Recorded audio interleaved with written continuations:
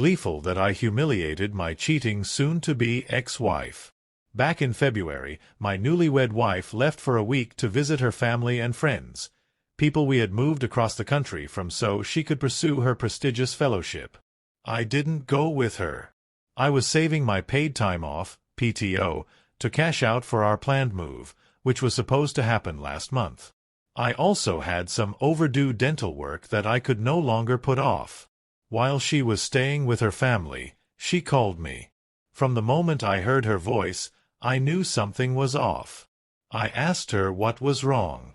That's when she dropped the bombshell. She was unhappy. She said she felt lonely and that, since our move, I had become more like a roommate than a husband.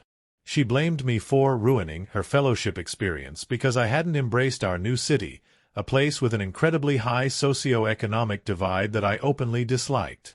Hearing this crushed me. We had been married for only 5 months but had been together for over 6 years, living together for nearly 5. And now, suddenly, she was suggesting marriage counseling. I didn't argue. I loved her deeply and wanted nothing more than to fix what I thought was broken. For the next several weeks, I dedicated myself to making things better. I planned weekend activities, cooked every meal, and took care of all the household chores, though, to be fair, I had always done most of that anyway. We had our first marriage counseling session, where she confessed that she feared we were simply too different and might be fundamentally incompatible. That hit me like a gut punch. Where was this concern before we uprooted our lives and got married? Then came March 31st and April 1st. On the 31st, we went on a long walk after work and had a few drinks together. She told me she was feeling better about things, and I felt a wave of relief wash over me. The next day, we had breakfast together before spending the afternoon car shopping. We finally found a vehicle we both liked.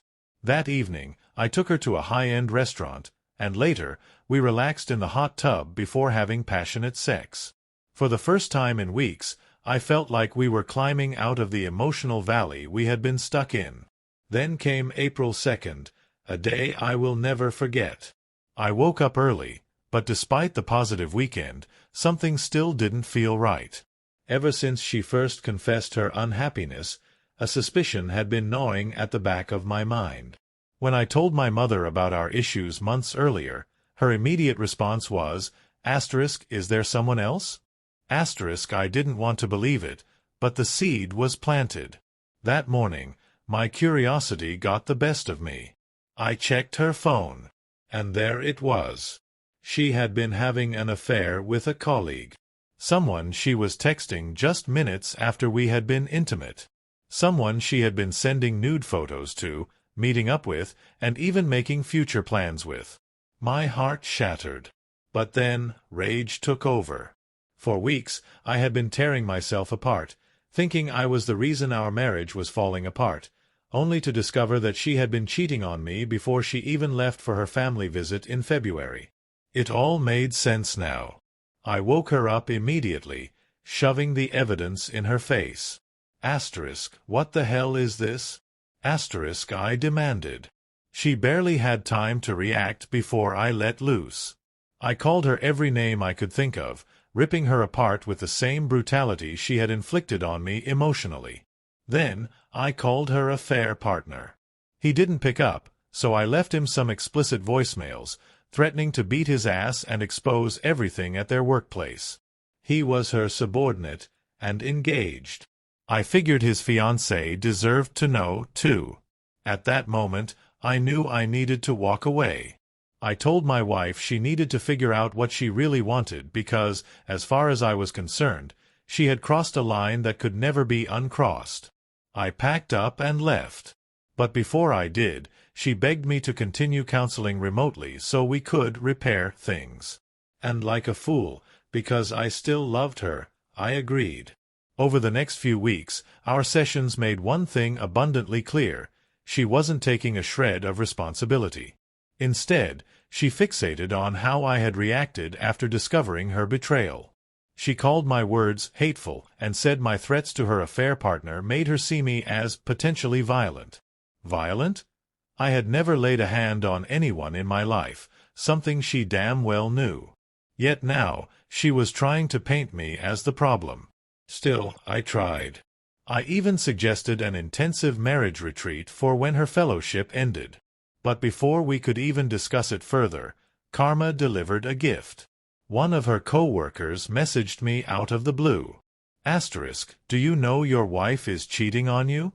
Asterisk. Turns out, everyone in her office knew. She hadn't stopped the affair. In fact, once I moved out, it escalated into a full-blown relationship. The entire workplace had watched it unfold but had hesitated to tell me. Meanwhile, my wife had been waltzing around work, still talking about me as if we were happily married. That was the final straw. I gathered all the evidence I had saved back in April, screenshots, messages, photos, and sent them to her company's HR department. Then I called them to make sure they saw it. I also emailed several of her coworkers, making sure they knew exactly what kind of person they were dealing with. But I didn't stop there. I sent the most explicit proof of her affair to her parents, siblings, closest friends, and our mutual friends. And the piece de resistance? I forwarded everything to HR at the company where she had a new job lined up. The fallout was swift. She was fired from her fellowship. The new job she was supposed to start this month? Gone. Her reputation? Shattered. From what I've heard, she's now an emotional wreck, humiliated and ostracized by family and friends. And you know what? It makes me so damn happy. I wish I could have inflicted even. I got revenge on my cheating ex-girlfriend. This happened years ago when I was around 18. At the time, I was dating a girl I had gone to high school with. We had been together for about a year, but in the last month of our relationship, things started to fall apart. She became distant, barely talked to me, and always seemed too busy. Whenever I asked her to hang out, she claimed she was working long hours at her family's small grocery store. Her family had owned the business for years, and at one point, while I was between jobs, I even worked there for a short time.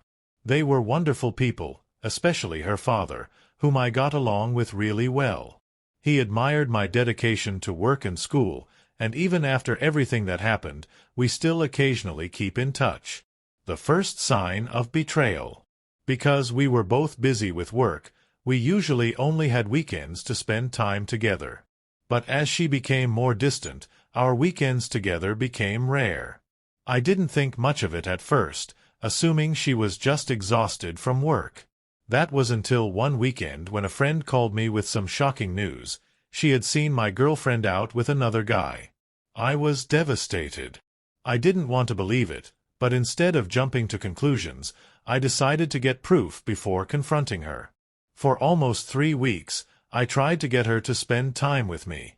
It wasn't easy, as she kept making excuses, but eventually, she agreed to come over one evening after work. That night, I planned to finally find out the truth. Catching her in the act. She arrived shortly after dark and immediately went to take a shower. As she walked into the bathroom, she left her phone on the table along with her bag and keys. My heart was pounding, but I knew this was my chance. I picked up her phone and started going through her messages. And there it was, solid proof. She was cheating on me with her ex-boyfriend. Now, let me tell you about this guy. He was the complete opposite of me. In high school, he was one of those kids who never showed up to class, spent his days smoking and drinking, and was known for selling drugs. I had never really interacted with him beyond the occasional moment when he asked me for a lighter. But what made him even worse was that he was selling drugs to other students. To me, that was beyond scummy. As I scrolled through their messages, things got even worse. She wasn't just cheating on me, she was also doing drugs and drinking with him on the weekends. But the most painful part? The way they talked about me. She had told him that I was too nice and too focused on work. She even admitted that she was only staying with me because her family loved me. That hurt. If she had just wanted to leave, she could have done so. But cheating on me and then mocking me behind my back? That was a different level of betrayal. The perfect revenge. As I kept reading, I found something even more shocking. Messages about money. They had been talking about how they needed cash for alcohol and drugs but didn't have enough. That's when her ex convinced her to steal from her family's store. 4 weeks, she had been getting away with stealing around $800 every weekend, along with shoplifting items from their store. That's when I knew exactly what I had to do. I quickly took screenshots of all their messages and sent them to her father, from her own phone. I made sure to include everything: the cheating, the drugs, and, most importantly, the theft. Then, I texted him to let him know it was me who had found this in her phone. The fallout. By the time she finished her shower and came back into the room, I was ready. I looked her straight in the eyes and told her it was over. I knew everything. She was shocked and tried to play dumb, but I wasn't having it. I told her to leave and that she was in for a surprise when she got home. She left confused, but that confusion didn't last long. Later that night, I got a call from her father. He was heartbroken and furious. He apologized to me for his daughter's actions, but the most shocking part? He had already called the police. When she got home, they were waiting for her. Not only that, but they also went after her ex-boyfriend as her accomplice. Justice served. That night, she got to spend time with her beloved ex, in a jail cell. She was later ordered by a judge to pay back all the money she had stolen and was sentenced to community service. As for her ex, turns out, he already had outstanding warrants.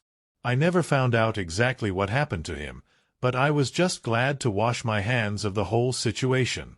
Looking back, getting cheated on hurt a lot, but knowing that karma caught up with her made it all worth it. At least she faced real consequences for her actions.